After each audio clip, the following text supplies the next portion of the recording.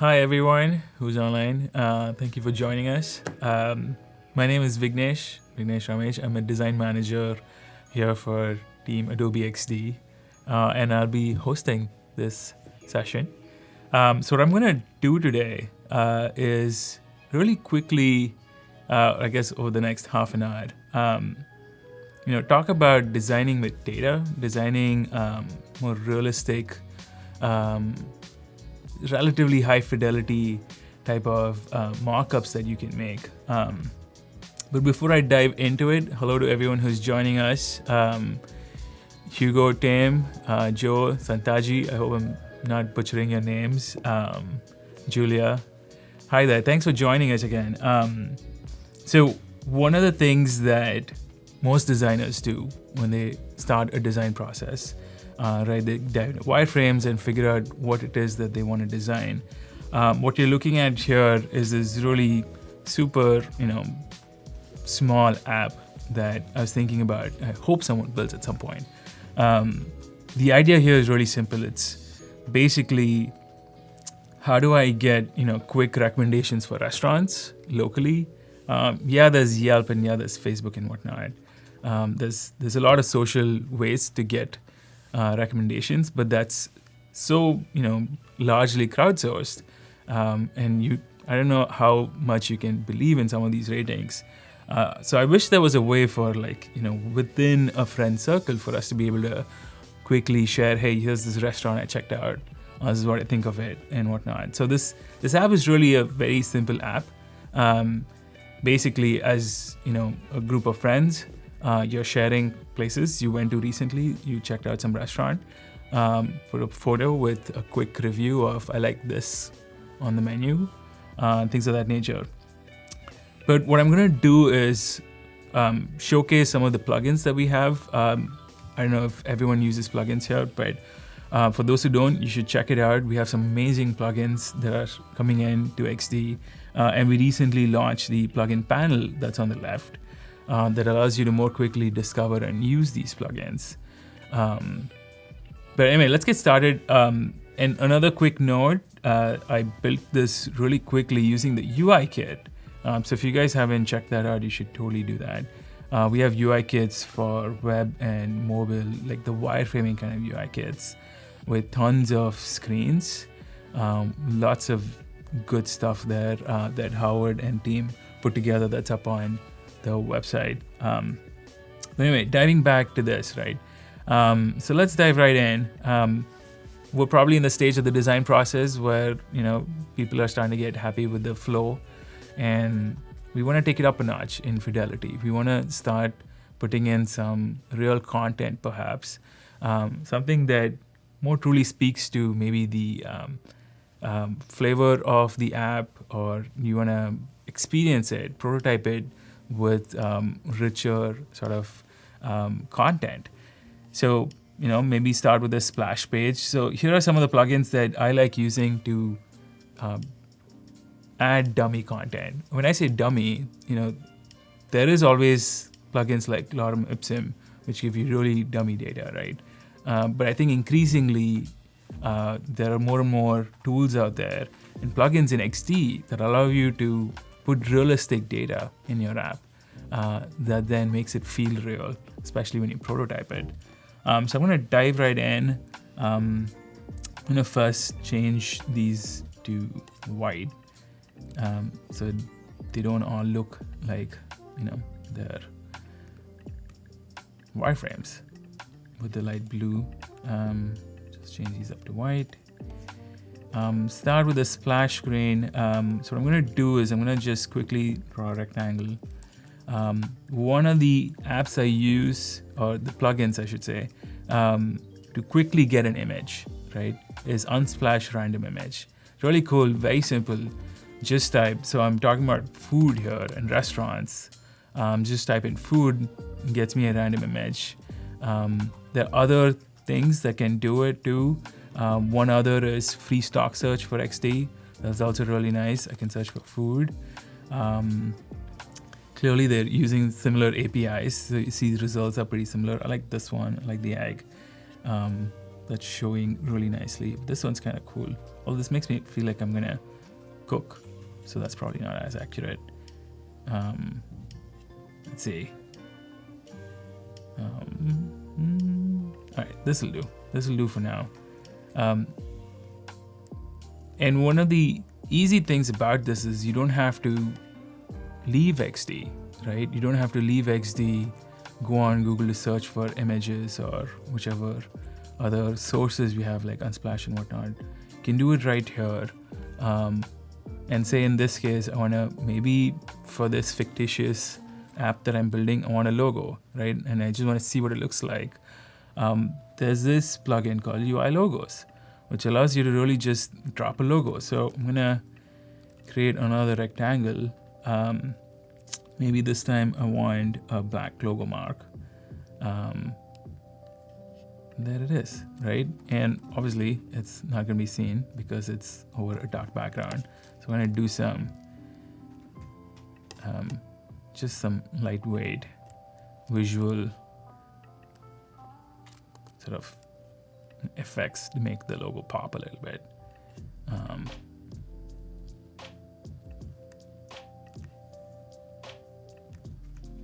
Sorry, I can like dive right in and play around with it a lot, and to a point where it kind of gets addictive. Let's do a background blur, maybe with the whole thing. Right, add some text. Food for friends. That's probably what I'm going to call this. Can worry about typography later, I guess. Use lemon here.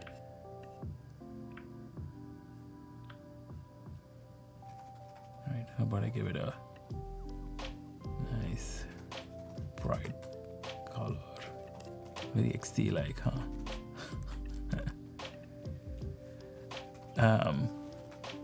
The plugins I used, so Marissa is asking what the plugins were called. The previous plugin I used, which is Unsplash Random Image. The one I use for logo is called UI Logos. That's kind of cool too. Then I'm gonna, make it thick, like this. And someone is commenting on the background blur. I totally share your thoughts on it. I love background blur too. And I love how XD is very responsive to it too. It doesn't slow down when you start putting background blurs. Anyway, so enough futzing around with the splash page. When I get back to what I really want to show you guys. When we first introduced Repeat Grid, one of the coolest things about Repeat Grid originally was you could drag and drop a text file, or you can drag and drop a folder of images on a Repeat Grid. It will fill it out for you. But now it's easier to do that with some plugins like Repetitor, or Repetor, how you say it. It's really cool. You select a Repeat Grid and you invoke this plugin, it immediately recognizes the cell that's repeating, right? And within the cell, it's able to detect each piece. So you can, for example, if I want to fill up so actually let me close this and show you what it is. It's basically a feed of restaurants that my friends have been visiting, right? So what I want to fill it with is just some images. So maybe I start off with restaurant image and search.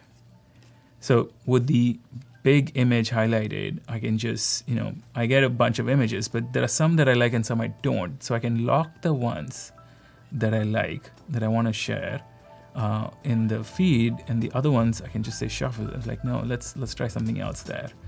This is a really cool app to get quick images of restaurants, say of anything, right? Not just images or text even.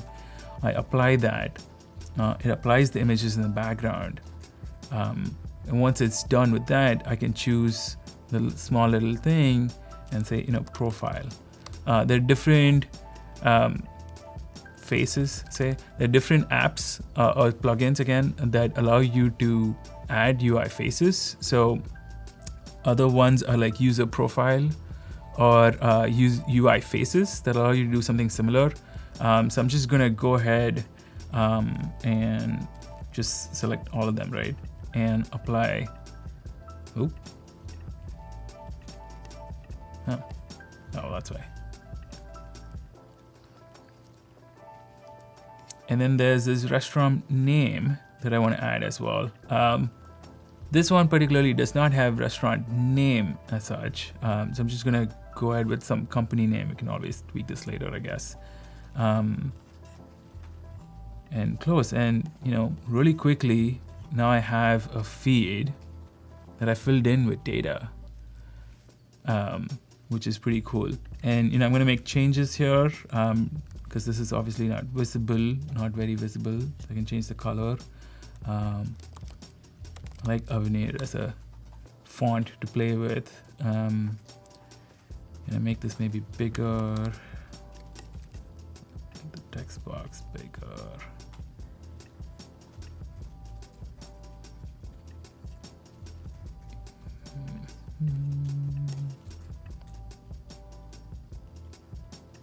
Oh, actually, I have an idea. How about put it up here. Change it to some brown. Maybe reduce the font size. Sorry, I'm just playing with it here. But you get the idea. And you get the idea of how easy it was for me to just populate this with, data, real data, which definitely helps in like creating higher fidelity mockups, right? When you're trying to illustrate your concepts and ideas and whatnot. It's very useful to not have to leave the app and search for dummy content. It's very useful when you can really quickly just use plugins to populate. Because at this point, it's still conceptual. It's still you're trying to figure out what the story is, figure out what the flows are going to be like, what your app is, and things of that nature, right? You don't want to spend too much time right now fiddling around with the exact images and content that comes at the very end in the production phase, I imagine, right? So at this point, we're right here. Let's see. So I want to tweak this, maybe. Just remove that background and call this feed.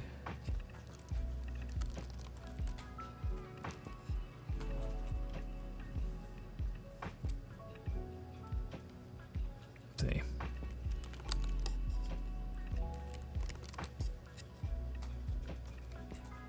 Right, and really quick, I have a pretty solid thing. Let's see if I can change this. Maybe change the color. So what I did was also, so these are, let's see, actually, let me make this a component. So what you'll find is all the other are also instances, and I can use this button later again if I wanted to. Let me find a nice brown for this one.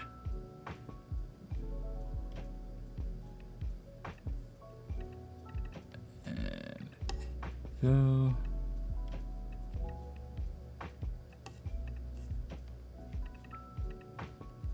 This one. Should I make that a component?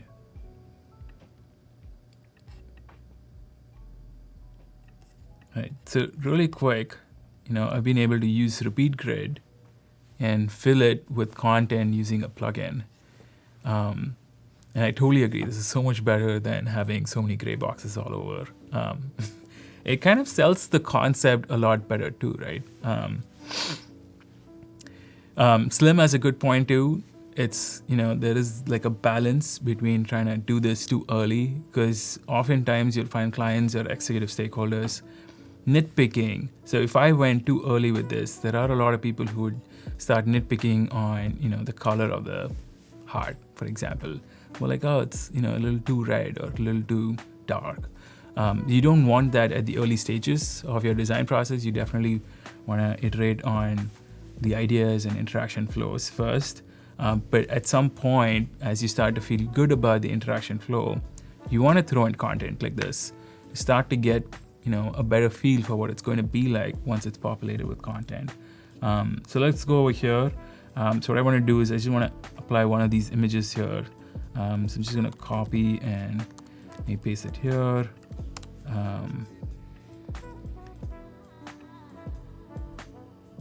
And this is a restaurant here, just, and I have this blurb. So I'll probably do something with that blurb soon. One of the harder things to do with dummy content or dummy data really is when you have a lot of copy, when you have a paragraph or so, right? I always struggled, and lorem ipsum was what we used to do, honestly. It used to work for a lot of purposes, but I think there's so many better ways to fill in content now than using lorem ipsum. Lorem ipsum works if you're in a quick hurry and you don't really want to think too much about it. But I recently discovered this thing called Airtable. I don't know how many of you guys have used Airtable, but if you haven't, I highly recommend checking it out. So it's basically a place where you can start, and they have lots and lots of templates, right? So if you go to add a base, they have tons of templates, different kinds of information already available. And I added like a travel database or a restaurant field database. It comes with a set of data, but I can dive into it, and I can do all sorts of things from editing it. And this is particularly useful if you are in a place where you're constantly using similar kinds of data, and you don't want to keep using random things. You can create your own database and pull from this on a constant basis. So if you haven't checked it out, definitely recommend checking out Airtable. And it works something like this, right? So for like larger content, it's very easy for me to, like in this case, add some blurb about a restaurant, for example, right? I can go to the restaurant database and just populate it with what's called the notes field in that table, and it's able to just populate it from the database that you are curating. So it's definitely something to look into if you're in a constant habit of trying to find data. That's always the same kind. So if you work for an agency or company, you might want to just keep collecting this data for like future uses and whatnot. So that's something definitely that I thought was really cool. I think Data Populator is another plugin that works very similar to that, in that it gives you a bunch of JSON capabilities. That's a little technical, which is why I personally prefer Airtable a little bit more. Airtable is one of those things, just has a nice UI that you can just add your content to, and it shows up right here. It's pretty amazing, right? I don't know if anybody, I've been showing a lot of plugins here. If anyone has any other plugin they've been using recently that they think is amazing, you should give a shout out to that. I'm happy to like showcase that here as well. Another plugin I recently found that I thought was pretty rad. Like, let's go ahead and continue this design, right? So let's say you're reading about this restaurant your friend recommended, and you want to quickly find a table, right? Like, apparently in Eichmann, Russell and Brown, the Belgian fries are amazing. So let's find a table really quick, and you want to develop like a quick open table companion, or like sort of like reservation system, right? This little guy, calendar plugin, is so cool. It's amazing. You can set up stuff, but I'll show you what it does really quick. It just pops a calendar on your design. I can tell you, I've tried creating these manually. It's a lot of work. And this was like a pretty amazing time saver. You can do all sorts of things, and like all these different ways in which you can set up the calendar. And if I wanted to make it big, turn off responsive resize, just make it big, so it takes up the entire screen. Oh, that's a weird effect. Whoops, I think I found a bug. Anyway. But that's a really nice calendar data sort of thing that if you want to add, that works really well too. Then you can start making tweaks to it, and and it's a pretty nifty one. So this is in a lot of ways trying to use real data, and I know a lot of you, I see the discussion happening with Joe and Marissa as well. I think it's really interesting to figure out when to start using dummy data. I think it depends on the process that you are in, the kind of situation you're in with the stakeholders and who are your clients, right? If you're working within a design team where people understand the concept of, not going too deep into a color conversation when really the conversation should be about the interaction flow. But oftentimes when you're presenting to clients or executives, that gets lost. Anything can be distracting. So definitely agree with Joe a little bit there in trying to use gray boxes in the beginning and wireframes. But there is this point in time when, people are somewhat happy with the flow and somewhat feel like, what, I think this could work. It is worth putting quick dummy data there and not spending too much time on production data. Because what that helps is then you get a better feel for the flow and the app, and you'll want to tweak things. It's almost like prototyping, right? You want to prototype with this content, and then you can easily go into our prototype tab here. Again, this is the coolest thing about XD, right? You get to do all these things just on this canvas without having to leave this canvas, which is pretty mind-bogglingly amazing. And you can prototype your app right here. And get that feel for what it's like to have this app built. I think that's pretty amazing. And I'm curious for everyone else on the thread, like what are some other tools or other other things that you found in your experience to be super useful or super tricky or super challenging? In my case, it's always been like figuring out how to quickly do these designs because this is not final stuff. Final stuff happens much closer to when everyone's happy. If you want to iterate, you definitely want something rough and quick, and there's always a balance. So that I don't know if anybody has any questions. I feel like we're almost out of time, I believe, and.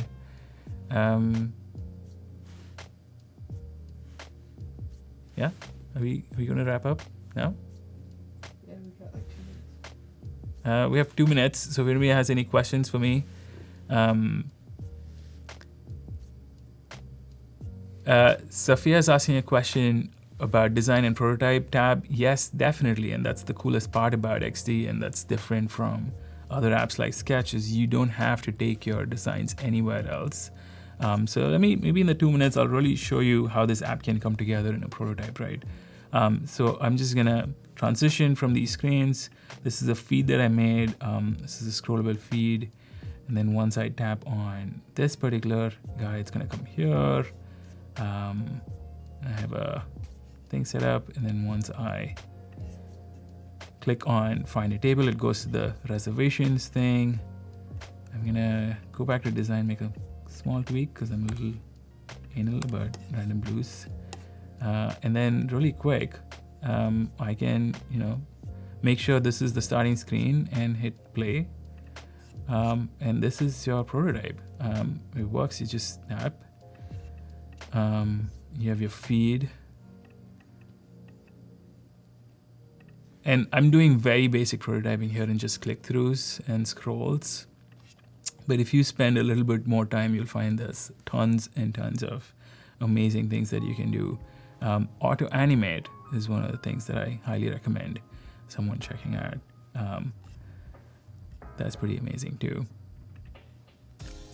Let's see, designer style. Is it better to find and master your own distinctive style, or to be that's a deep question. I think it really depends on the context.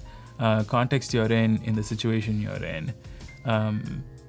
If you are, freelancing, it's definitely okay to develop your own distinctive style.